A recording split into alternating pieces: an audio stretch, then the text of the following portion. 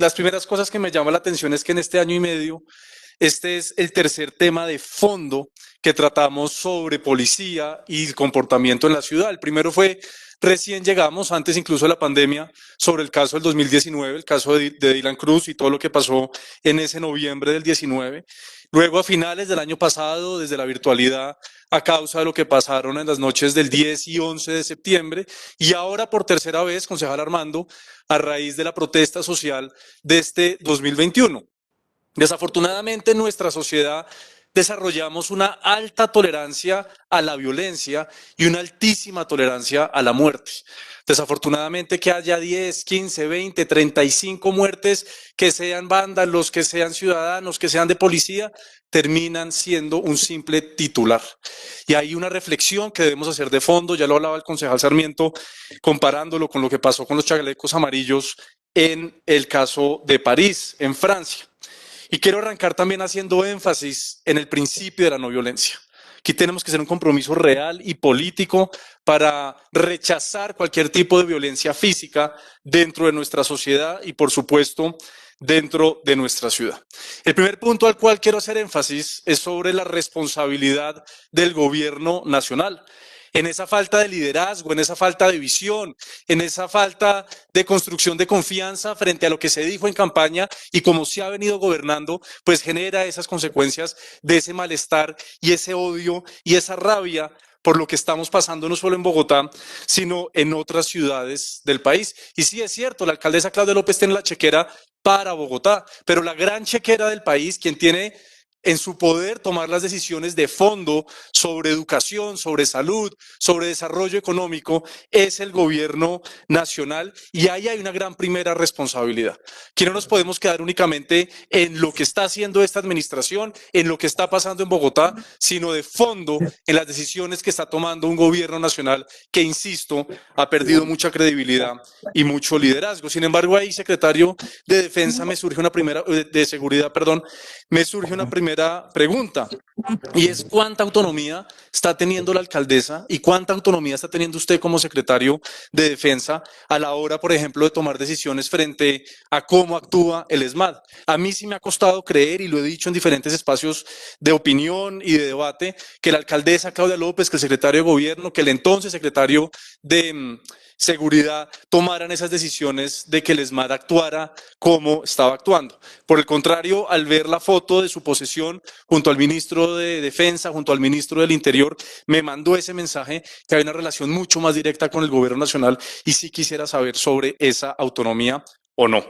El segundo punto, la importancia que nosotros como actores políticos, y lo quiero dejar muy claro, somos actores políticos, no le tengo asco a la política, como en algún debate pasado lo sugirieron, debemos dejar de generalizar nuestro lenguaje y debemos desescalar nuestro lenguaje. Ese concepto que desarrollaba ahorita la concejala Diagrio, la dialéctica de la polarización, me pareció muy interesante, pero a la vez me llamó la atención que al pedirnos que no caigamos en esa dialéctica de polarización, lo hiciera durante el desarrollo de su intervención. Hay un punto fundamental, no toda la policía es violenta y corrupta. Esa es básica. No toda la policía es violenta y corrupta, así como tampoco no todas las personas que marchan son violentas y vándalas. Hay que partir de esa base, hay que partir de ese hecho. Partamos de la no generalización. Si logramos ese acuerdo político, si somos capaces de entender estos problemas de fondo, dejando de lado la generalización, empezaremos a desescalar esa narrativa violenta. Sin duda, en esa dialéctica de la polarización existen unos réditos políticos. Hay, y hay que reconocerlo y aceptarlo, unos intereses políticos de diferentes lados en sacarle provecho a esta situación tan compleja y tan difícil. El utilizar el término terrorismo urbano, por ejemplo, es la construcción de una narrativa para sacar esos réditos políticos.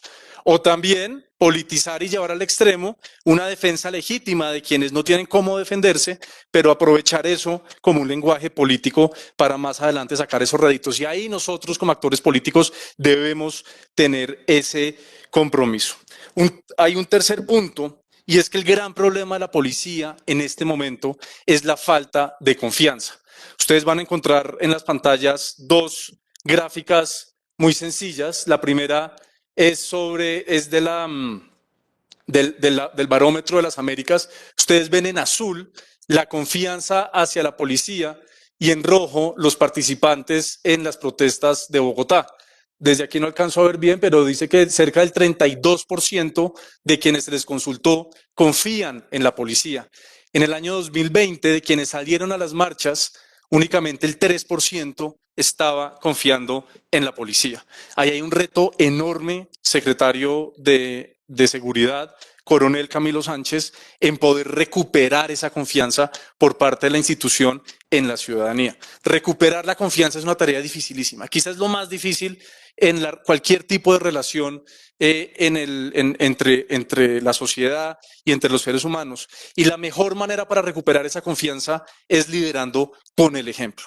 En el momento que se empiece a cambiar esa actitud y ese trato frente a quienes están manifestando en el día a día, incluso por fuera del contexto de las protestas sociales, ha habido muchas críticas de cómo la policía está metida también en el desarrollo de algunas bandas criminales e incluso en actos de corrupción, y ahí hay un reto enorme. Esto nos debe llevar sin duda, y lo decía también el concejal Sarmiento, a que haya un diálogo nacional sobre una reforma profunda a la policía, donde tienen que estar todas las voces políticas. Es un error pretender que solamente lo plantee un sector del espectro político. Por el contrario, aquí debe haber una gran participación por parte de los partidos de gobierno, los partidos de oposición, los partidos alternativos, que seamos capaces de entender cuáles son esos elementos que la policía debe cambiar, debe actualizar, y de ahí poder sacar adelante esa reforma que tanto se necesita. Y cierro con este punto, secretario de Seguridad. ¿Dónde está la inteligencia de la policía? A mí sí, también me cuesta creer mucho, la concejala Susana lo ha manifestado en otros espacios, que siempre se repite la misma historia. Recuerdo cuando fuimos al portal Resistencia, portal de las Américas, concejal Cancino me explicaba cómo a las entre 6 y 15 llegaban las motos del ESMAD, y que en una esquina en el suroccidente del portal arrancaban las mismas personas a botar unas piedras y generaba el caos que generó durante largos meses en ese mismo punto. ¿Dónde está la inteligencia de la policía para identificar quiénes son esas personas? ¿Quién está lanzando la primera piedra?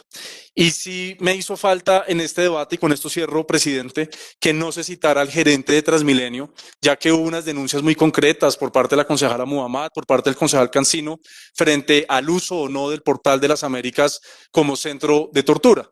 Y eso se debe responder porque sin duda rompe además con un montón de compromisos internacionales que se han firmado en el pasado para que esta infraestructura de movilidad y transporte no sea utilizada para estos fines.